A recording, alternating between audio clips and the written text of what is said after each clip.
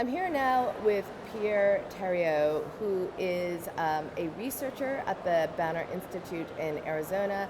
He is one of the founders of the Alzheimer's Prevention Initiative. Good to see you, Pierre. Thank you. So tell me a little bit about prevention, the preventive aspect of Alzheimer's disease. How much do we know in order to prevent the disease? Yeah, we use prevention loosely in common parlance, but we really should be talking more about can we delay the onset of symptoms or maybe even prevent the emergence of symptoms. But for instance, if, quote, all we did was delay the onset of symptoms by 5 years, we would actually cut the number of affected people, clinically affected people, in half, which is a huge social benefit. It's increasingly looking like lifestyle variables may increase or decrease risk. So to oversimplify a bit, if you want to do something to decrease risk now for your own future brain health concerns, live a heart-healthy lifestyle. It looks like that might really reduce the risk of symptoms emerging, symptoms of memory and thinking difficulty emerging later on. So talk to me a little bit about amyloid, because we know in part it does have value to our entire biological system, but something goes wrong. Yeah. So when you're thinking about prevention, is there concern that in fact blocking this would in fact have another side effect? Yeah. Well, at the risk of oversimplification, in the case of these mutations that cause Alzheimer's disease, that causes amyloid dysregulation, so we know at least in that condition, misprocessing of the amyloid protein is by itself sufficient to cause the picture. And so it makes sense to look at something that, in this case, actually removes amyloid. In the subsequent studies, or study in the E4 homozygotes, we call them, we're looking at two treatments. One is an immunotherapy that can remove bad amyloid. The other treatment that we're looking at is something that blocks the production of pathological amyloid. But you've actually hit on an important and little talked about point. How much do you want to block the production of amyloid late in life? We don't know. It's possible, if not likely, that we need some amyloid processing to occur.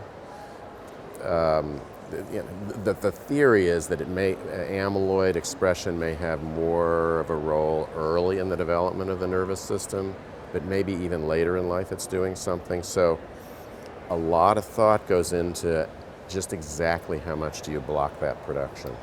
Talk to me a little bit about the Columbia study in particular. I mean, we know this is a group that is highly genetically predisposed due to their familial. They carry one of the early onset disease-causing mutations that, unless you die young from some other reason, you will die from Alzheimer's disease in your 40s and 50s. In the case of this type of powerful mutation, if you get just one from mom or dad, you will die from the disease unless you die from something else, and so will half of your children forever. So when you have such a group that is so genetically predisposed to this disease, what does that mean in terms of your approach for prevention? It's a great question, because what if we're all lucky and that in partnership with Dr. Lopera and his team and the families in Columbia, we show that we can stave off symptoms in this genetically induced form of Alzheimer's disease? That at least provides very concrete evidence that at least for that form of Alzheimer's, anti-amyloid therapy works, and that would strongly support additional anti-amyloid therapies in other more common forms of Alzheimer's disease that are not caused by a genetic factor. So that's why the next layer we're looking at, yes, anti-amyloid, but in people without certain risk, they're at vastly elevated risk of getting symptoms, but not 100% certain. We know that in these people who carry 2 copies of the ApoE4 gene, that amyloid does play a role. If this does work, if the anti-amyloid therapies do work in order to prevent Alzheimer's disease, what does that look like? Is it a pill you take? I mean, what's the end result? Yeah.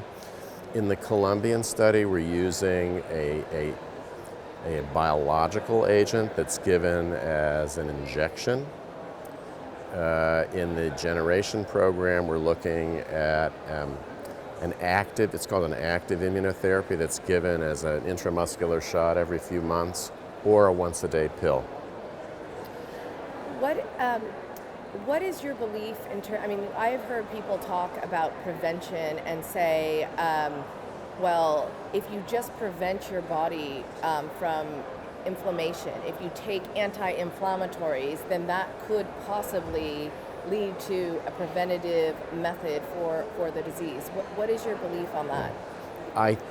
My personal view is that inflammation is going to be a key actor in the unfolding of the disease process. Unfortunately, no anti-inflammatory therapy that's been looked at for people who either already have symptoms or people who don't have symptoms but are at risk because of age and family history, no way that they've been studied has any benefit been convincingly shown, including a prevention study that I was part of some years ago.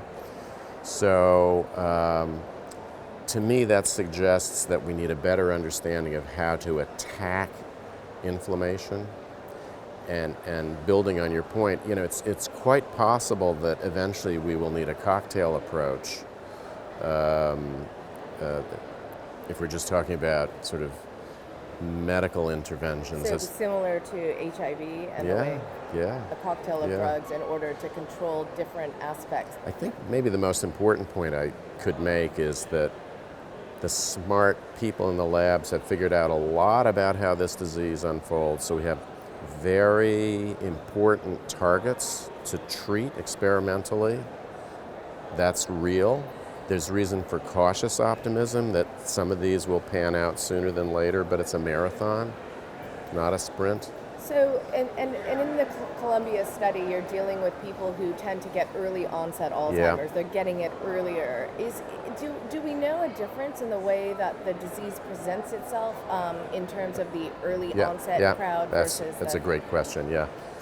By and large, how people change in terms of thinking and memory and functioning over time, and how the disease expresses itself with changes you see under the microscope, for instance, look very, very similar in the genetically determined early onset and late onset folks, but it's frame shifted about 30 years earlier. Tell me a little bit about the time frame on all of this. I mean, I've spoken to researchers who have said, okay, by this year, it is our goal to solve Alzheimer's, to find a cure. In terms of the spectrum or your goals for prevention, perhaps using the Columbia study as an example, in how many years can we expect to have some sort of insight into the prevention? Yeah. So we've publicly stated progress in that regard. So enrollment closed in February of 2017. We have publicly said that there will be some sort of interim analysis. The details are confidential. And we've publicly said that we will end treatment approximately 5 years after the last person was enrolled.